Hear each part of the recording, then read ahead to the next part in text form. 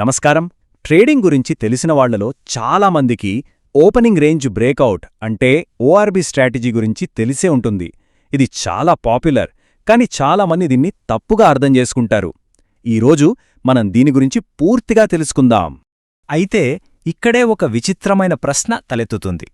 ఏ market కండిషన్లోనైనా బాగా పనిచేస్తుందని చెప్పే ఈ వ్యూహంతో చాలామంది ట్రేడర్లు డబ్బులెందుకు పోగొట్టుకుంటారు? ఆ మిస్టరీ ఏంటో ఈరోజు మనం ఛేదిద్దాం. ఓకే, ఈరోజు మనం ఏమేమి కవర్ చేయబోతున్నామో చూద్దాం. ముందుగా ఈ స్ట్రాటజీ ఎందుకు ఫెయిల్ అవుతుందో చూద్దాం.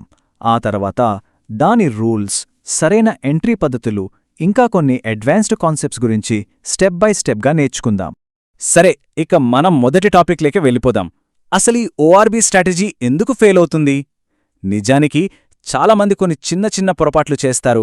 వాటిని సరిచేసుకుంటే చాలు, రిజల్ట్స్ చాలా డిఫరెంట్గా ఉంటాయి. ఇవే ఆ సాధారణ తప్పులు. ఇవి కేవలం డబ్బులు పోగొట్టడమే కాదు, ఒక ట్రేడర్ కాన్ఫిడెన్స్ని కూడా దెబ్బతీస్తాయి. ఒక్కసారి ఉదయాన్నే లాస్తో మొదలైందంటే ఆ రోజంతా అదే మూడ్లు ట్రేడ్ చేసి ఇంకా ఎక్కువ తప్పులు చేసే ప్రమాదముంది కదా. సరే, ప్రాబ్లమ్స్ గురించి మాట్లాడాం కదా, ఇప్పుడు సొల్యూషన్ వైపుకు వెళ్దాం. ముందుగా ఈ స్ట్రాటజీ పేర్లోనే ఉన్న బేసిక్స్ని సరిగ్గా అర్థం చేసుకుందాం. సింపుల్గా చెప్పాలంటే ఓఆర్బి స్ట్రాటజీ అంటే ఏంటంటే, మార్కెట్ ఓపెన్ అయినప్పుడు ఒక రేంజిని ఐడెంటిఫై చేస్తాం. ఆ రేంజ్ పైకి గానీ కిందకి గానీ బ్రేక్ అయినప్పుడు ట్రేడ్ తీసుకుంటాం. ఇక్కడ చాలా ముఖ్యమైన విషయం ఏంటంటే, ఈ రేంజ్ అనేది ఒకే ఒక క్యాండిల్ యొక్క హై మరియు లోతోనే మనం డిఫైన్ చేస్తాం, అంతే. ఇక్కడ టైం ఫ్రేమ్ సెలెక్షన్ అనేది చాలా ముఖ్యం. ఎవరి ట్రేడింగ్ స్టైల్కి తగ్గట్టు వాళ్లు టైం ఫ్రేమ్ ఎంచుకోవాలి. ఉదాహరణకి స్వింగ్ లేదా పొజిషనల్ ట్రేడర్స్ ఉంటారు కదా, వాళ్ళు చిన్న చిన్న మార్కెట్ నాయిస్ని అవాయిడ్ చేయడానికి 15 నిమిషాలు లేదా 1 అవర్ చార్ట్ వాడతారు. అదే ఇంట్రాడే ట్రేడర్స్ అయితే క్విక్ ఎంట్రీస్ ఎగ్జిట్స్ కోసం 3 లేదా 5 మినిట్స్ టైం ఫ్రేమ్ ప్రిఫర్ చేస్తారు. ఓకే, ఇప్పుడు చాలా ఇంపార్టెంట్ పార్ట్కొచ్చాం. మార్కెట్ ఓపెనింగ్లో ఉండే ట్రాప్స్ నుంచి మనల్ని మనం ఎలా కాపాడుకోవాలి? దానికి కొన్ని రూల్స్ ఉన్నాయి, అవేంటో చూద్దాం.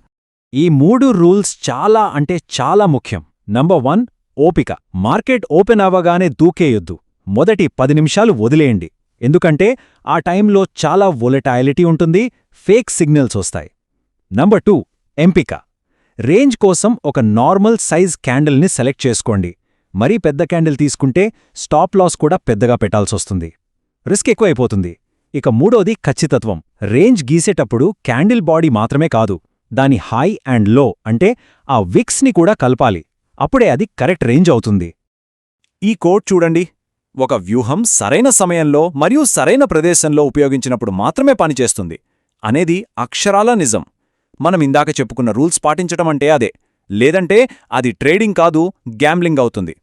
సరే, రేంజ్ సెట్ చేశాం. ఇప్పుడు బ్రేకౌట్ అయ్యాక ట్రేడ్లోకి ఎలా ఎంటర్ అవ్వాలి? ఇక్కడే చాలామంది కన్ఫ్యూజ్ అవుతారు. దీని గురించి ఇప్పుడు క్లియర్గా తెలుసుకుందాం. మనకి 3 పద్ధతులున్నాయి. మొదటిది అగ్రెసివ్ ఎంట్రీ. ఇందులో ఫేక్ బ్రేకౌట్స్లో ఇరుక్కునే ఛాన్స్ ఎక్కువ. మూడోది కన్ఫర్మేషన్ ఎంట్రీ. ఇది సేఫే, కానీ చాలాసార్లు మంచి మూవ్ మిస్ అయిపోతుంది. అందుకే మధ్యలో ఉన్న రీటెస్ట్ పద్ధతి బెస్ట్ ఆప్షన్. ఇది రిస్క్కి రివార్డ్కి మంచి బ్యాలెన్స్ ఇస్తుంది. మేము రికమెండ్ చేసేది ఈ రీటెస్ట్ మెథడ్. ఎందుకంటే ప్రైస్ ఒకసారి బ్రేక్ అయి మళ్ళీ వెనక్కి వచ్చి ఆ రేంజ్ని టెస్ట్ చేసి పైకి వెళ్తోందంటే అది ఒక స్ట్రాంగ్ సిగ్నల్ అన్నమాట. అంతేకాదు, మన స్టాప్ లాస్ కూడా చాలా దగ్గరగా పెట్టుకోవచ్చు. ఓకే, ఇప్పటివరకు బేసిక్స్ చూశాం. ఇప్పుడు మన స్ట్రాటజీని నెక్స్ట్ లెవెల్కి తీసుకెళ్దాం. అదే స్మార్ట్ మనీ కాన్సెప్ట్స్ని యాడ్ చేయటం. ఇది మన ట్రేడ్ సక్సెస్ రేట్ని ఇంకా పెంచుతుంది.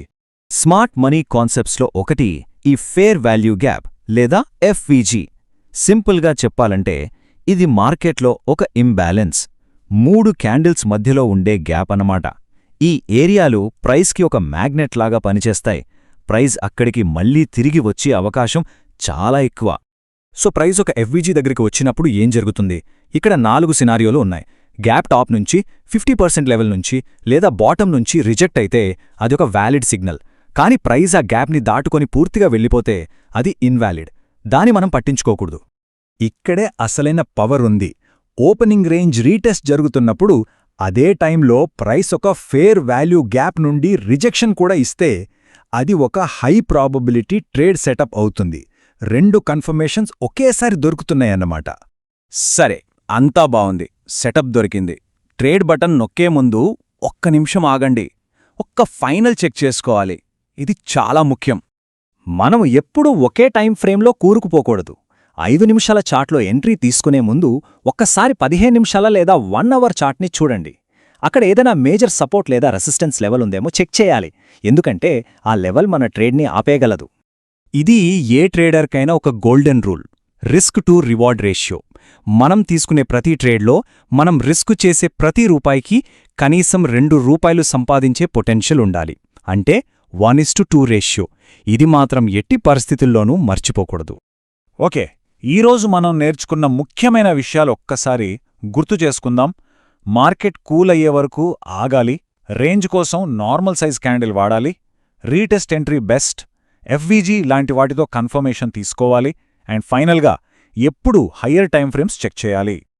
చివరగా ఒక ప్రశ్నతో ముగిద్దాం. ఇన్ని విషయాలు నేర్చుకున్నాం, ఒక పర్ఫెక్ట్ స్ట్రాటజీ ఉంటే సరిపోతుందా?